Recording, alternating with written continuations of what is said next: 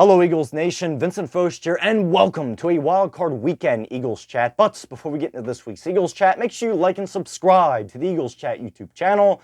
And if you want to see daily updates on your birds, make sure to check us out on Instagram at @ChatEagles, where you also can see updates on when we'll be posting new Eagles Chats as well. But let's get into this week's Eagles Chat. And as we all know, the Eagles went up against the Tampa Bay Buccaneers and lost big time. Final score, 32-9 Bucks. So the Buccaneers were in control of the game for pretty much the majority of the game, and the Eagles could not find any momentum whatsoever and really did not show up for the game whatsoever as well. But we now have an Eagles Chat alert, and the reason that we have an Eagles Chat alert is because we have two big-time updates for you guys. And the first big-time update is about Jason Kelce. Now, the news with him, the NFL released this morning that Jason Kelce is officially announcing his retirement from the NFL and will not return in the 2024-25 NFL season. There's only really a couple things I have to say. One being, I wish him the best of luck in retirement. He's been an absolute stud for the Eagles ever since he came here in 2011. And, just looking at him and looking at his past, the 2017-18 season when the Eagles won the Super Bowl and that speech he gave in the Eagles Super Bowl parade on Broad Street, I mean, his personality, he fits in so well with Philadelphia. He's poured his heart out into every single game he's played. He's played his ass off in every single game he's played, and really is the definition of dog, has a lot of dog in him, and has big-time dog mentality. And like I said, there's nothing really else to say other than he was a complete stud for the Philadelphia Eagles and probably was one of the best centers to ever play the game and is 100% Hall of Fame worthy. But now, moving into our next update, and our next update is about Mr. Brandon Graham. Now, the news with him is he has said that he will most likely return for one final season, and that being, he did say this, a farewell season. So it is looking like it is going to be his final season next year, but it is good news to see Brandon Graham returning, but it is kind of sad to see all of the Eagles' longtime veterans their careers coming to an end, being Jason Kelce, Brandon Graham, Fletcher Cox, guys like that. It's kind of hard to believe, folks. Time has flown by as all these guys have been with the Eagles for more than a decade now, and it's kind of hard to believe they've been with us for more than a decade, but hey, they've been absolute studs, and they've all been the best player at their position, and 100% have been stars in the NFL. But like I said, good news to see Brandon Graham coming back for one final season. But moving now into the Eagles as a whole, I know we can all agree that the Eagles were horrible on both sides of the football yesterday, being on the defense and offensive side. But just seeing how much the Eagles have struggled with a team that was leading the worst division in the NFL, being the NFC South, with the Buccaneers being at 9-8 this year, and barely beating the Carolina Panthers last week to get into the playoffs, and then absolutely trucking this Philadelphia Eagles team 32-9. And the Eagles only being able to put up 9 points against the Buccaneers. At that point, if that does not show you a team that has fallen off the cliff and exploded, what does? I mean, to see what the Eagles were, it's kind of hard to believe they were 10-1 at one time and now completely have absolutely bombed and they, like I said, completely exploded into a million pieces as they just got ran over by a team that just made it into the playoffs. And I mean, I've not seen, this in a long time, of a team getting beat this bad in a long time in the playoffs. So the last time I saw it was when the Eagles did it to a team. But right now, the Eagles were the team that to get it done to this year. Just getting completely ran over by a team at 32-9 and by a team that just made it into the playoffs. And especially with the record that they had, 9-8. There's nothing really else to say other than, that is completely pathetic within itself. But looking at guys now, especially on the defense, I'm not one to single out players and usually single out players, but I have to in this time, and that being talking about Eagles cornerback James Bradberry, which has been absolutely pitiful all season.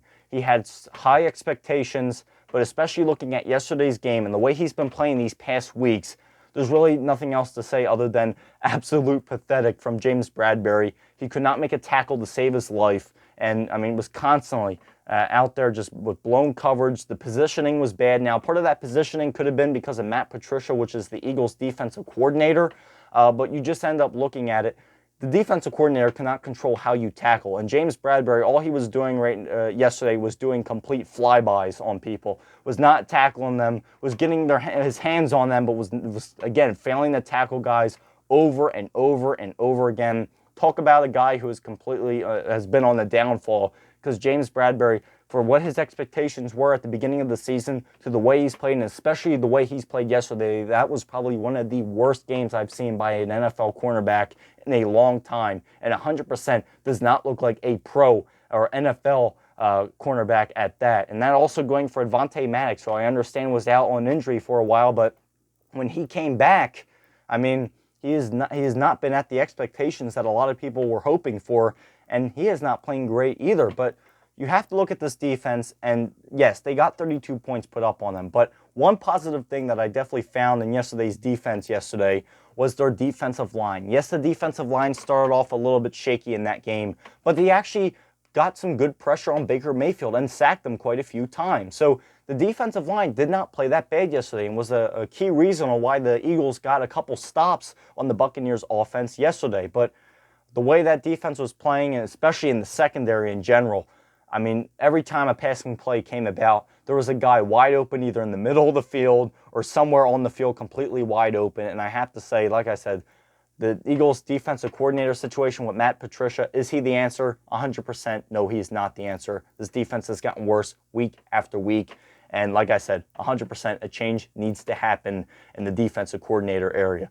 But let's not just start with the defense. Let's go into the offense. And have you guys noticed this offense has not found a rhythm in quite a while? Probably the last time this team has found somewhat of a little bit of a rhythm was probably in that Eagles-Giants game on Christmas Day. They had some rhythm in the first half, but that was probably the last time I saw this offense have an actual rhythm.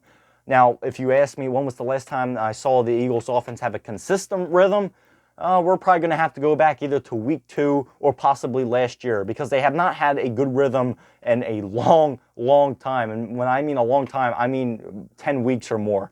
And I mean, looking at how this offense has been under Brian Johnson has shown in every area possible that he is not an NFL pro offensive coordinator. I don't know how many times he has to prove himself that he cannot coordinate an NFL offense with all these talented guys there, and that he has absolutely no clue what to do with any of them. The plays that he calls in clutch situations, especially yesterday where they needed to get a good gain, and the calls that Brian Johnson called in certain situations where they needed a good game were absolutely pitiful.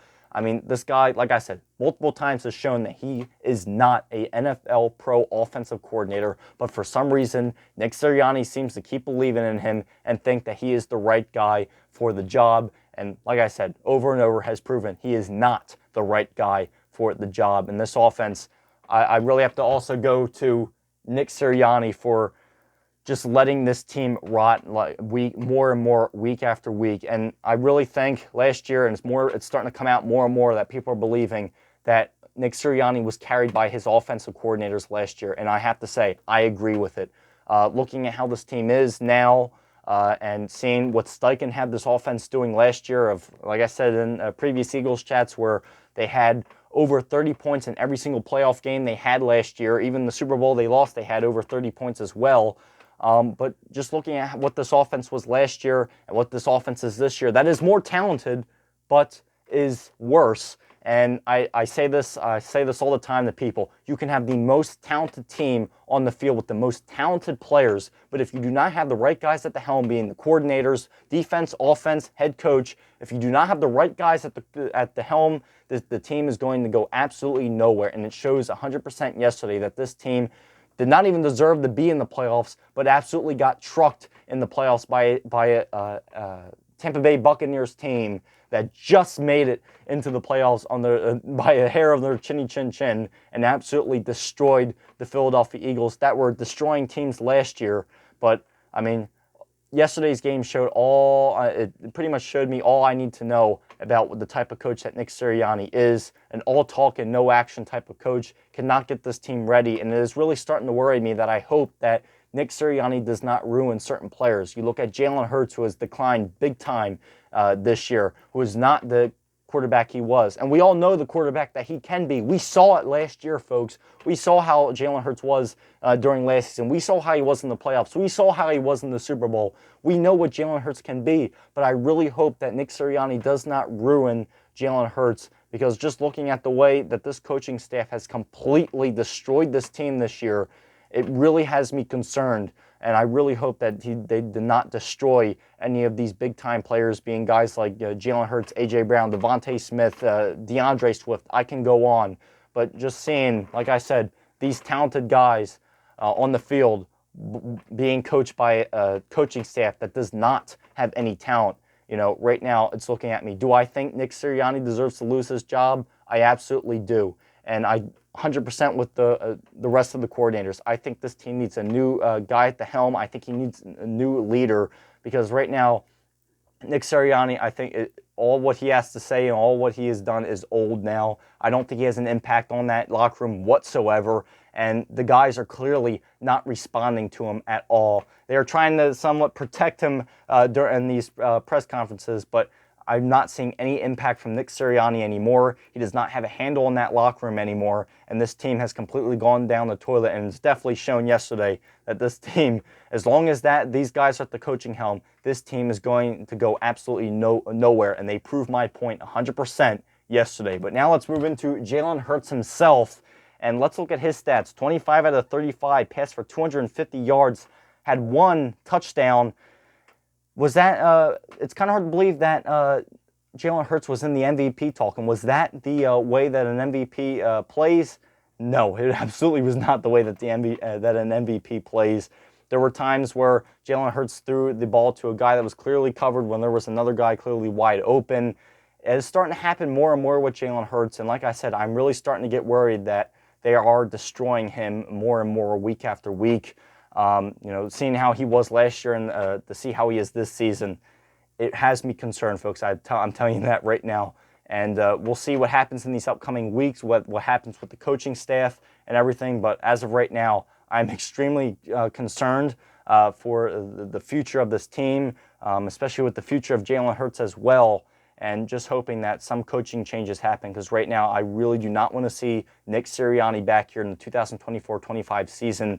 The Eagles, it would be nice to see right now Bill Belichick is available. It would be nice if the Eagles could, look at him. That would be a pretty good investment, I think. But then again, you would have to see how Howie Roseman and Bill Belichick would work out together. There's a lot of things that come into contact when you're looking for a new head coach. You can't just go out and pick a new head coach and say, oh, because he was good in the past. You have to see how he works with the team, how he works with the staff, the front office. So that is a whole thing. But it would never hurt to look at Bill Belichick and see what he would have to offer for the city. Because right now, Nick Sirianni, I do not think. I've said this before, I'm going to repeat myself. As long as he's here, I don't think this team is going anywhere. But now, so I really got to say, unfortunately, ending the Eagles chat on a bad note, but there isn't really too many positive things to say now. And I really have to say to all of you, thank you very much. I appreciate you all very much. Thank you for watching Eagles chat this season. I started on Instagram and have advanced now to YouTube, and the amount of views I've gotten, the amount of feedback I've gotten, I appreciate all the feedback that I've gotten to be better and better week after week on these Eagles chats, and to see Eagles chat getting more views and advancing more and more week after week, it makes me extremely happy to see what I created get bigger and bigger, and I have to thank the viewers and the Eagles fans in general. I love doing this for the best fan base in the NFL. No one likes us, we don't care. And hey, that's why we are the best fan base in the NFL. We stick by our team no matter what. The Eagles are our team no matter what. And we'll see what the Eagles can do next season. But that is all for me. There will be off-season Eagles chats. You can follow our Instagram, which is in the description of this video. You can follow our Instagram to stay on top of when off-season Eagles chats will be coming out. They will be discussing any type of coaching maneuvers or player maneuvers in terms of what they do in the off-season. You can catch those off-season Eagles chats. You can stay updated by following us on our Instagram page, like I said, in the description. So that's all I really got to say for this week's Eagles chat. Unfortunately, the Eagles could not get the job done and bring an end to a very disappointing season. But like I said, we'll see what they do in this offseason. We'll see what happens in the start of the 2024-25 NFL season. So all I really got to say, and folks, I will never, ever stop saying it, go Birds.